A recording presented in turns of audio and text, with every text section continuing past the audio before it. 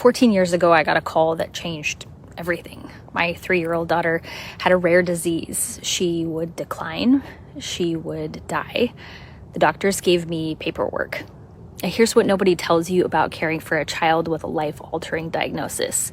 You don't just need medical support. You need help dealing with the inner realities, the anger, the sadness that feels completely overwhelming, the questions about your faith, your identity, the unfairness of it all, the grief that starts before your child is even gone. This is what I've come to know from my experience and by watching and learning from other families who are facing impossible circumstances.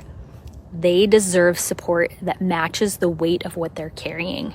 I've been an entrepreneur for about 10 years. I closed my business to go to school to study psychology and neuroscience, but I haven't really said why.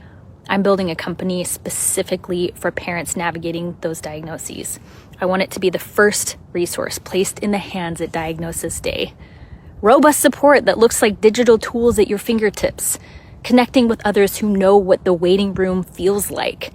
Support from people who aren't just speaking from personal experience, but who have training in therapy and grief. I want this to be for newly diagnosed parents, for burned out caregivers, for bereaved families learning to live again. When we support these parents, we strengthen entire families, and we learn from people who figured out how to be fully alive when time is short.